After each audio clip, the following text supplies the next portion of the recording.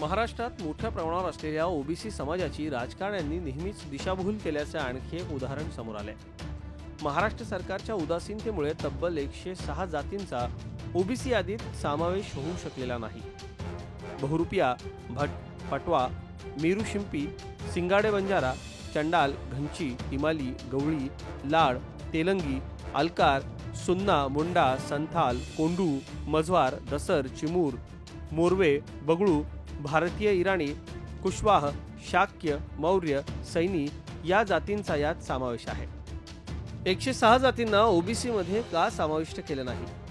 पूर्ण कागदपत्र महाराष्ट्र सरकारने पुरवली नाही। सामाजिक मागासलेपण सिद्ध केले नाही। निवडणुकीचं कारण सांगून पब्लिक सुनावणी रद्द केली। जातीचा सर्वे अहवाल दिला नाही। 106 जातींपैकी 20 जातींची कागदपत्र पाठवली, पण मराठी भाषेत, हिंदी किंवा इंग्रजीत भाषांतर केलं नाही। 1995 पासून याबाबतचा निर्णय प्रलंबित आहे, परंतु महाराष्ट्रातल्या राजकीय नेत्यांनी कोणतेही सहकार्य केला नसल्याचा आरोप राष्ट्रीय ओबीसी आयोगाचे सदस्य डॉक्टर शकील अंसारी यांनी केला है। राज्य सरकार अगर सक्रिय होती है, उनके विल होते हैं, तो ज़्यादा से ज़्यादा जो उनके स्टेट में कम्युनिटी है उनको शामिल कर लिया जाता है। लेकिन राज्य सरकार महाराष्ट्र की उदासीन है। ओबीसी रिजर्वेशन में सेंट्रल लिस्ट में जोड़ने के प्रति उनके रवैया काफ़ी दिनों से बेहतर नहीं रहा है।